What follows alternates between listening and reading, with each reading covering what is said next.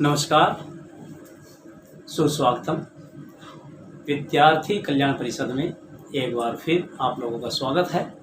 आशा करता हूं कि आप सभी लोग अपने अपने घरों में कुशल पूर्वक होंगे। बेटा, जैसे कि आप लोगों को विदित है कि आज हिंदी दिवस है, तो हिंदी दिवस के उपलक्ष्य में सबसे पहले विद्यार्थी कल्याण परिषद की ओर से आप सभी को हार्दिक शुभकामनाएं। बेटा, जैसे कि हमने एक मुहिम शुरू की थी ऑनलाइन एजुकेशन के विषय में, ऑनलाइन शिक्षा के विषय में। आज कोरोना महामारी अपने चरम पर है। इस समय हम कोई भी प्रतियोगिता या कोई भी कार्यक्रम आयोजित करने से पहले हमें कई बार सोचना पड़ता है कि उसको करें या ना करें। इसी विषय को ध्यान में रखते हुए, परिस्थितियों को ध्यान में रखते हुए आज हम ऑनलाइन के माध्यम से आपके सामने एक नई प्रतियोगिता लेकर के उपस्थित हुए हैं, और ये है भाषण प्रतियोगिता। क्योंकि हिंदी दिवस है और हिंदी पर ही भाषण होना है। सारी जो प्रतियोगिताएं हैं वो हिंदी को ही ध्यान में रखते हुए आयोजित की जा रही हैं। तो आज हम आपके सामने हिंदी विषय पर एक प्रतियोगिता जो लेके आए हैं वो है भाषण प्रतियोगिता। सबसे पहले मैं आपको इस प्रतियोगिता के विषय में बता दूं कि हमें भाषण कैसे देना है। बेटा, जब भी कोई प्रतियोगिता आयोजित की जाती है तो उसके लिए सबसे पहले होता है समय की पाबंदी होती है। समय अगर 3 मिनट का है तो हमें 3 मिनट में अपनी बात को रखना होता है, जो प्रभावित करता है कि हम अपनी बात रख पाए या नहीं। उससे ज़्यादा में भी हमारे नंबर कटते हैं, और अगर हम कम रखते हैं तो भी हम पिछड़ जाते हैं। दूसरी बात होती है हमारी विषय की, कि जो विषय हमने शुरू किया है कहीं ऐसा तो नहीं है कि हम विषय से भटक गए हैं। हमें विषय पे रखना है, शुरू से आखिर तक हमें अपने विषय को छोड़ना नहीं है। तीसरा है लय। उस विषय को जो हमने रखा है उसमें जो शब्दों का चयन है वो हमने कैसे किया है, वाक्यों का चयन है वो कैसे किया है, तो उस पे लय पे ध्यान देना है। उतराव और चढ़ाव, आरोह और अवरोह पे हमें ध्यान देना है कि किस तरह से कौन सी बात हमें जोर से बोलनी है, कौन सी बात हमें धीरे से बोलनी है। इससे अलावा जो और दूसरे पॉइंट इस पे आते हैं, दूसरे नियम जो इस पर लागू होते हैं कि हमारा स्वयं का व्यक्तित्व क्या है, हमारा खड़ा होने का तरीका क्या है, हमारा बात होने का तरीका क्या है। तो इस तरह से ये सारे बिंदु हमें प्रभावित करते हैं कि प्रतियोगिता में हम कैसे अपने प्रतिद्वंदी से आगे निकल सकते हैं, उससे ज़्यादा अंक प्राप्त कर सकते हैं। तो बेटा, इस सभी बातों को आपको ध्यान रखना है। एक बार दोबारा मैं आपको बता रहा हूँ कि समय का ध्यान नंबर 1, ना तो समय से कम बोलना है ना समय से ज़्यादा बोलना है। इसके लिए आपको एक सूचना दी जाती है कि बीच में जब मान लीजिए 3 मिनट का आपका समय हो तो 2.25 मिनट पर एक बैल बजती है, उस पर विशेष ध्यान दें। जब 2.25 मिनट पर आपकी बैल बजेगी तो आपको अपने भाषण को समेटना होगा, ठीक है। और दूसरा ये है कि हमें अगर 3 मिनट का है तो 3 मिनट में उसको ख़त्म करना है। ये नहीं कि हम 2.5 मिनट में या 2 मिनट में ख़त्म कर लें तो फिर भी हमारे नंबर कटेंगे, और अगर हम 3 मिनट से ज़्यादा निकल गए तो भी हमारे नंबर कटेंगे। दूसरा, मैंने बताया विषय की पकड़, जो विषय हमें दिया गया है हमारी विषय पर पकड़ होनी चाहिए। तीसरा कि हमें दूसरे की बातों को दोहराना नहीं है, अर्थात जो बातें पहले वाले ने बोल दी है, पहले वाले प्रतिद्वंदी ने हमारे सामने पेश की है, हमें उसको नहीं बोलना है।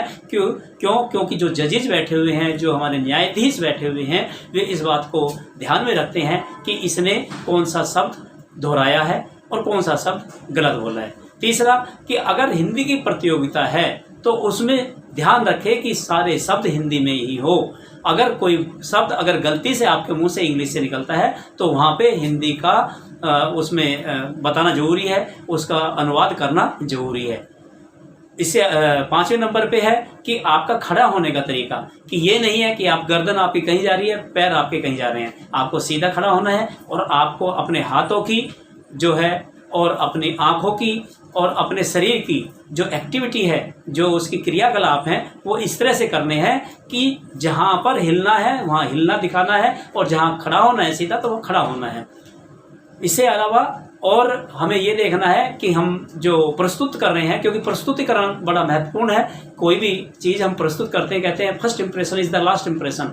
हम जब जैसा पहला प्रभाव छोड़ते हैं आखिर में तक वही रह जाता है। तो जब हम प्रस्तुत करते हैं किसी चीज़ को, तो हमें क्या सबसे पहले अभिवादन का ध्यान रखना है। जो हमारे वहाँ जज बैठे हैं, जो हमारे न्यायाधीश वहाँ पे बैठे हैं, जो हमारे शिक्षकगण वहाँ पे बैठे हैं, और जो हमारे साथ में हमारे प्रतिद्वंदी बैठे हैं। प्रतिद्वंदी जो साथी हैं हमारे, जो हमारे साथ भाषण के लिए आए हैं, उन सबको हमें सबसे पहले उनका अभिवादन करना है, फिर हमें अपने विषय पे जाना है। तो इस प्रकार से मैंने आपको ये सारे विषय बता दिए हैं कि भाषण प्रतियोगिता शुरू करने से पहले हमें किन किन बातों का ध्यान रखना चाहिए। अब मैं आपके सामने हिंदी विषय पर भाषण देने के लिए आपको जो है आमंत्रित कर रहा हूँ, और वे हैं विजय दत्त शर्मा, जो हमारी जो विद्यार्थी कल्याण परिषद हैं उसके एक गणमान्य व्यक्तियों में से एक है। विजय दत्त शर्मा। अच्छा, आदरणीय अध्यक्ष महोदय, सम्मानित निर्णायकगण, गुरुजनों एवं मेरे प्रिय साथियों, नमस्कार। जैसा कि आप सबको विदित होगा कि आज हम सभी यहाँ पे भाषण प्रतियोगिता के लिए एकत्रित हुए हैं, और हमारा विषय है राष्ट्रभाषा हिंदी। और इसी विषय पर मैं अपने कुछ विचार आप सभी लोगों के बीच में व्यक्त करना चाहता हूँ। आशा है आपको अच्छा लगेगा। सभ्यता संस्कृति की जन्मदायिनी, संस्कृति है लोक व्यवहार। सभ्यता संस्कृति की जन्मदायिनी, संस्कृति है लोक व्यवहार। संस्कृति का आधार सभ्यता, भाषा सभ्यता संस्कृति का प्रचार। जी हाँ दोस्तों, भाषा सभ्यता संस्कृति का प्रचार। अगर हम बात करें भाषा की, तो भाषा सभ्यता और संस्कृति का एक वो रूप है जो उसको व्यक्त करता है, जिसके रूप में उसका प्रचार होता है। मानव ने अपने आदि काल में अपने मन के भावों को व्यक्त करने के लिए अपने ही शरीर के विभिन्न अंगों का प्रयोग किया, उसकी आकृतियों का प्रयोग किया और अपनी बात को सबके सामने रखा। लेकिन जैसे जैसे समय बीतता गया, मानव की आवश्यकताएं भी बढ़ती गई। मानव की आवश्यकताओं के बढ़ने के साथ साथ उसकी जरूरतें भी बढ़ती गई, और इसी दौरान मानव को संकेतों का सहारा लेने के अलावा भी कोई और रास्ता देखना जरूरी हो गया। और इसी दौरान तब मानव ने अपने भाव व्यक्ति को अनुकूल माध्यम के लिए तलाश करने के लिए एक भाषा का प्रयोग किया। सभ्यता के प्रथम चरण में ही भाषा मानव के विचारों की वाहिका बन गई थी, और इस बात को इस रूप में भी रखा जा सकता है कि भाषा मानव की आत्मा का व्यक्त रूप है। मानव से समाज बनता है और समाज से ही राष्ट्र का मूल है। अतः जिस प्रकार से मानव की आत्मा का व्यक्त रूप भाषा है, उसी प्रकार से राष्ट्र की आत्मा का व्यक्त रूप राष्ट्रभाषा होता है।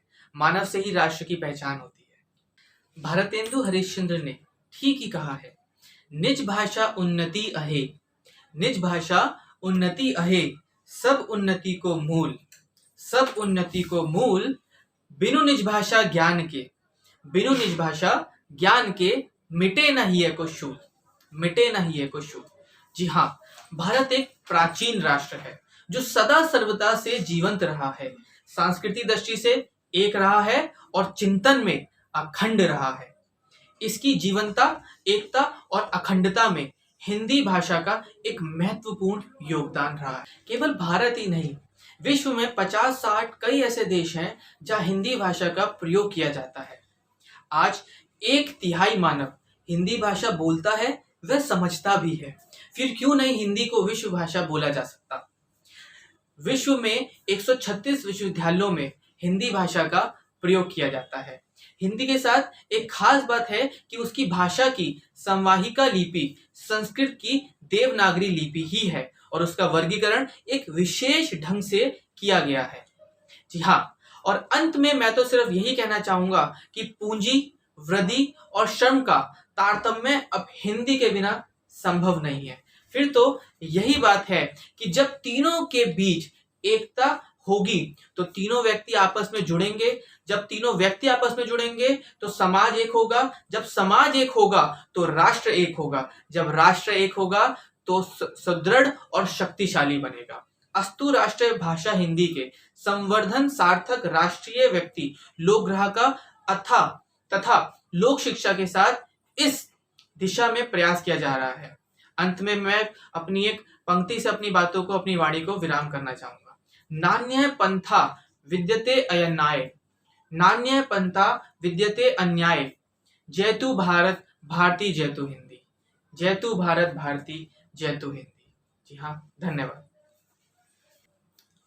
ठीक है बेटा, इस प्रकार से आप लोगों ने देख लिया होगा कि हमें किस प्रकार से अपने विचारों को अभिव्यक्त करना है। इसमें खड़ा होने का तरीका, इसमें बोलने का तरीका, इसमें विषय को रखने का तरीका और अभिवादन, ये सभी चीज़ें आपके सामने उदाहरण के रूप में प्रस्तुत की है। तो इस प्रकार से जब भी आपका कहीं कोई भी प्रतियोगिता हो तो आपको इसी तरह से आपको वहाँ प्रस्तुत करना है। और एक बात और कि कई जगह जब विद्यालयों से लेटर आते हैं, पत्र आते हैं, तो उसमें लिखा होता है कि आप अपने विद्यालय की पहचान छुपाइए, अर्थात हमें जो शर्ट पहननी है या जो हमें कपड़े पहन रहे हैं उसमें हमारे विद्यालय की पहचान नहीं होनी चाहिए।